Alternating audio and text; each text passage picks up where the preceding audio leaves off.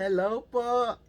Mapagpalang araw po sa ating lahat. Welcome to my channel, Teresita Standard. Please subscribe. Thank you po dun sa mga nag-subscribe sa akin. At yung mga nagre-request naman ng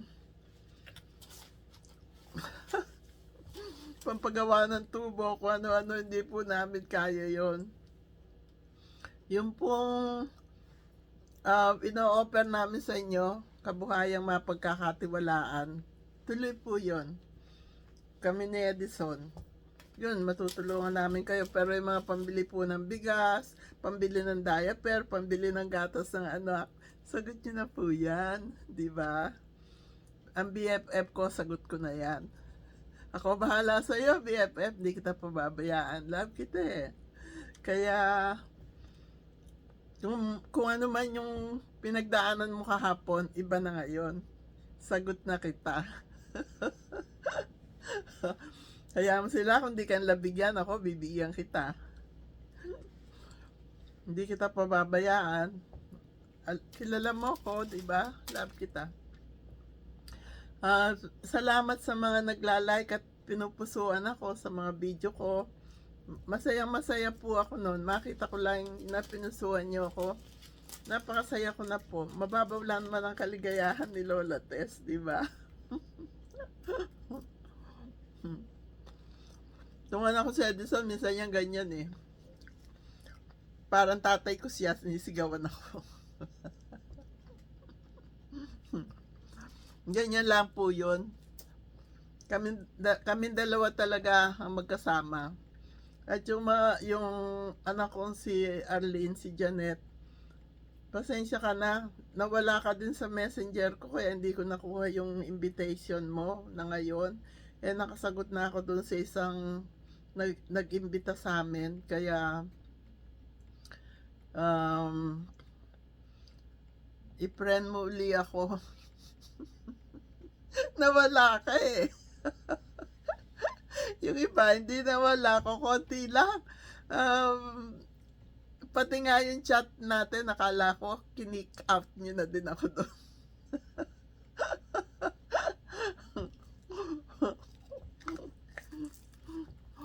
Si Jenny naman at si Jessie, pasensya na kayo, talagang pagdating sa bahay, yung mga pinakikita nyo, hindi ko nagugustuhan. Pumapangalawa pa to si Edison, sabi niya, naku, may bilhin niya, hindi nga maganda yan, hindi ka bagay na tumira dyan. Sabi ko naman, kahit sa bahay ko mo, titira ko. Nangyari nga yung hirap na dinanas natin noon, nakaraos tayo. Kasi superwoman ako.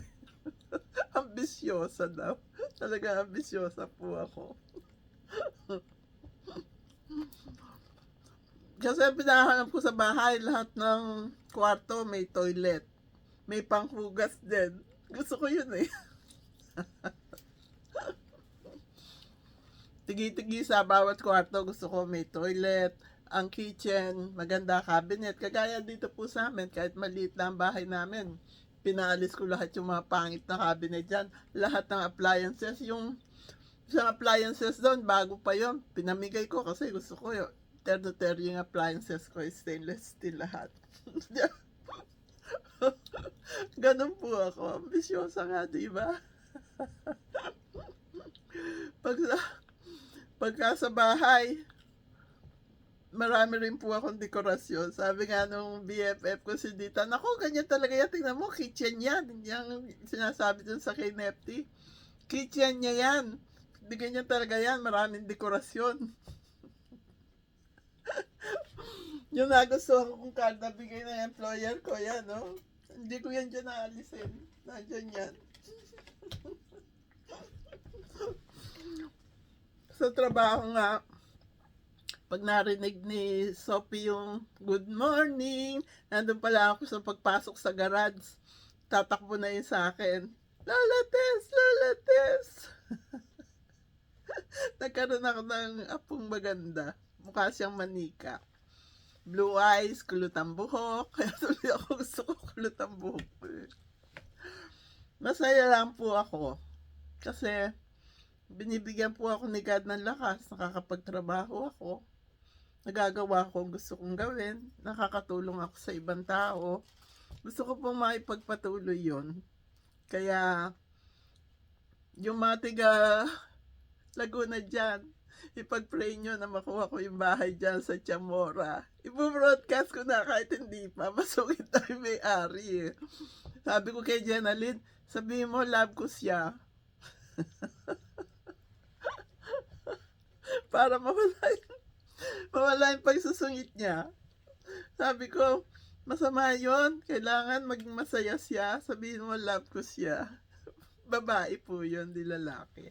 Pero kahit yung mga subscribers ko, mga babae, mga lalaki, love ko kayo kasi nakakabit na kayo sa pangalan ko eh. Kabit-kabit na tayo. Masarap pa rin yung turon. Nilagay ko sa toaster oven, pinainit ko. Tsaka kape. Breakfast na po tayo, to breakfast ko.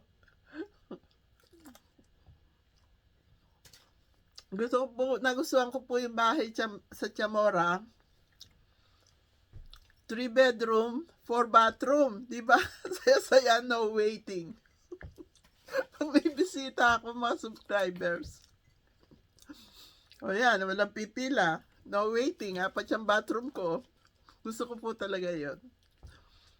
Kaya ipag-pray nyo na makuha ko. Open plan po siya. At saka, pasensya na kayo, Jenalyn. Excited lang ako. Talagang nagustuhan ko yung bahay na yon. Sa loob siya ng subdivision. Diyan sa Chamora. Marami akong subscribers na. Kung may swimming pool doon, kukumbidahin ko kayo pag may nag-birthday. Lahat ng subscribers ko, kukumbidahin ko doon. Ipag-pray nyo na mabili ko. Kasi masungit yung may-ari. Ayaw pang patawaran. Ayoko naman yung mga kapsa hindi ko kaya. Si Edison, meron na akong babayaran na 3.5. Yung pakita ko sa kanya, May, ano ito? Parang garahe lang yung bahay mo nung katabi mo. Mataas sila, ikaw. Sabi, hindi ka bagay dyan, wag mong bilhin yan. Babayaran ko na sana.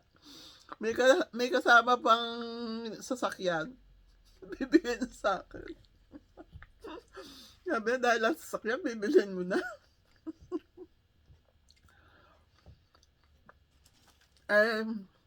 Ganun po ako. Pag ginusto ko, talagang aabutin ko. Ito si Ron, minsan di raw niya makaya ng utak niya, pinaggagawa ko. Sabi ko naman sa kanya, just love me, don't forget about me that I'm your wife. Pisa ba naman? Sabi ko, Ron, will you please check my colored laundry in the laundry room? Bring them upstairs, they dry it, not run the dryer again. Nung bumalik ako, sabi naman sa akin, sabi ko, Ron, did you check my laundry downstairs, the colored? Sabi naman sa akin, why, do you have clothes here? Sabi ko, yes, of course, I live here, I'm your wife. Ang buhay po natin, kung meron tayong pinagdadaanan, tawanan lang po natin. Basta tuloy po yung business namin ni Edison. At gusto po namin makatulong sa inyo, tumayo sa mga sariling paa nyo. At darating ang araw, sana magkakasama pa rin tayo.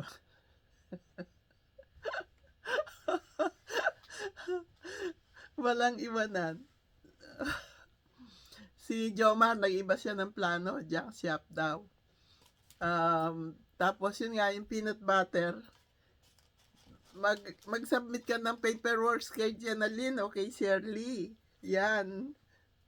At saka, basta ganon, yung bagong mag-uumpisa na. Si Jomar, hindi pa napapadala yung pera kasi pinag-aaralan pa niya mabuti. Talagang kailangan pag-aralan mabuti. Sabi nga, Edison, kailangan may kita raw kayo. Yun. Ako naman matanda na. Hayaan ko siya na lang.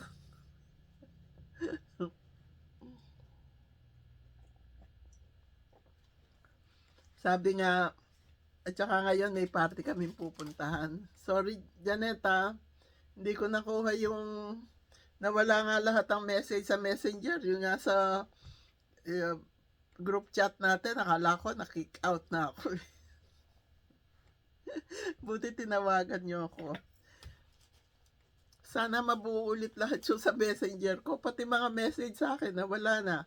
Si Iris kagabi, lumuluha pa yung ano niya, nakipag-friend siya ulit sa akin. Kasi nakalagay na iyak daw siya, we are not friends on Facebook. Friend tayo. Basta yung si Emma at saka si Loretta, i-friend nyo uli ako para nakikita ko kayo ulit na gusto niyo yung mga video ko. Itong YouTube, walang filter to, walang kwenta. Hindi ako maganda. Pinagagalitan na nga ako ni Edison eh. Ba't sa YouTube mo hindi ka na nag-upload? Sabi ko, kasi mas gusto ko yung TikTok, mas maganda ako doon. Tsaka marami yung mga followers ko doon, pagka-upload ko ng video ko, sunod-sunod na yan. Ngayon, dumadami na po followers ko doon. Mahigit 2K na ako. Umpisa ko lang. Pero sa YouTube, love ko po kayo ha. Hindi ko kayo pababayaan. BFF, sagot kita. Meron akong pinapatingnan kay Jenalyn. Sana, magawa ko yun. Ewan ko. Bahala na. Basta love kita. Gusto ko maging normal ang buhay mo. Hindi ka nakaka-message sa akin kasi hindi mo nakikita, sabi mo. Pero, yung hinalis sa'yo, ako na magbibigay sa'yo nun. Hindi kita pababayaan. Kaya, bahala sila, bayaan mo sila, delete mo na sila. Kung ayaw ka lang bigyan. Ako, bibigyan kita. Okay po, love ko po kayong lahat. Kaya nagpapasalamat ako sa mga bagong subscribers, sa mga dati kong subscribers. Nung una, 8 lang po subscribers ko. Ano nga ba yung mag-asawang subscribers ko noon? Sabay pa silang nanalo. Napunta kami sa mall, doon namin pinabunot si Marison. Silang mag-asawa pa talaga nanalo. Tiga Cavite sila. Kapitbahay sila ng mga pamangking ko dyan. Kumusta kayo lahat dyan? God bless us all. Sana umasenso ang mga buhay nyo. Umasenso, sabay tayo nga angat, sabay tayo nga asenso. Kasi ako, ililipad ko kayo para si Darla. Nilipad ko nga dito mga anak ko eh.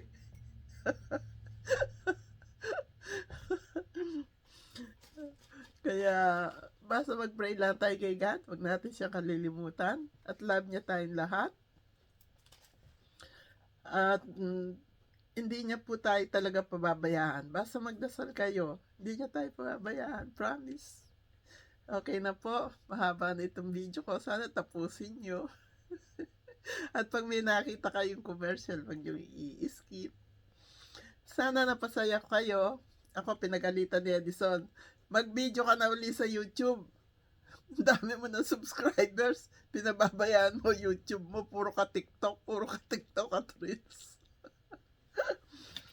Doon sa Reels po, tanyo, yung dalawa kong tanong, doon galing kahapon. Hindi ako inawat ni Edison. Ang dadali daw kasi love ko kayo. Tsaka nandiyan naman lahat talaga sa Reels. Ang tinatanong ko, sa Reels, sa TikTok, minsan dito sa YouTube. Malay nyo, kaya panoorin nyo po lahat. Huwag niyong palagpasin ang mga video ko, panoorin nyo lahat. Shoutout sa mga tigatansa dyan, yung mga kaklase ni Edison, di kayo nagpapakilala sa akin, magpakilala naman kayo. At saka, pusuan nyo din yung mga reels ko. Pasyalan nyo din ang TikTok ko. Pag nakita kong pinusuan nyo ako, masayang-masaya ako. Okay po, God bless us all. Ako po busy ngayon. Marami akong gagawin. Yung mga damit ko sa taas, ayusin ko. Yung nilabang ko sa trabaho ko, doon ako naglalaba ngayon. Hindi ko na pinababantayan kay Ron yung laundry ko. Maamoy. Minsan pag suot ko, sabi, may amoy maasim. Ako ba yun? Kasi hindi niya pinababayang matuyo sa dryer winter dito. Tsaka hindi po ako nagbibilad ng damit ko sa labas kasi minsan amoy usok, amoy ano. Sa dryer ko po lahat pinatutuya doon sa trabaho ko. Laki ng washer and dryer to. Sabi nga ni Julia, it's good that you brought your laundry here. Siya pa natuwa, doon ako naglo-laundry ng damit ko. Nung isang araw naman, pinadating namin yung mga housekeeper. Ito si Jackson, hindi umalis agad. Pinapadi ko sa taas. Sabi sa akin, what are they doing here? They will clean the house. Why? It's not time yet for this is not the day that they will come. Julia and I, we agree. Wala na siya magagawa. Dalawa babae.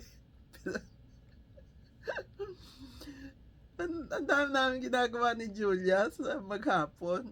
Yung paglilinis ng bahay, dalawa po yun. Eh minsan wala pa sa araw na darating sila, pinapadating na namin. Siya nagbabayad. Lola, what are they doing here? Titignan pa ako. Tusundan pa ako sa bigla. They will clean the house. This is the day that they... Oh, well, Julia and I, we agreed that they will come today. Wala siyang magawa. Yun lang po ang kagalingan sa mga employer ko. Parang lola nila ako. Minsan ako nasusunod. Mababait po yung mga anak nila kasi ako nagpapalaki sa kanila. Dati kaming may dental lab ni Edison, sinara namin. Palagi kami nag-aaway. Mas masaya po ako ngayon. Pinaghihanda pa ako ng lunch si Julia sa mismo. Pagka pinani ko na sa Levi sa taas, sirara ko, tapos natutulog na. Natutulog na siya. Pagbaba ko sa baba, nakaready na yung lunch ko doon. Lola, already prepared lunch. Enjoy. Hindi ako pipicture, video ko na. Reels ko. Nitong nakarang mga 2 days, di ko na i-video. Kasi puro salad, baka naman magsawan mga followers ko. Puro salad ang lunch ko. Haba na po nitong video ko. Sana nag-enjoy kayo. I love you all. Happy day, happy night, happy life, happy, peaceful, blessed, and healthy world to all. Love you. Huwag kayo magsasawa kay Lola. Love niya kayo.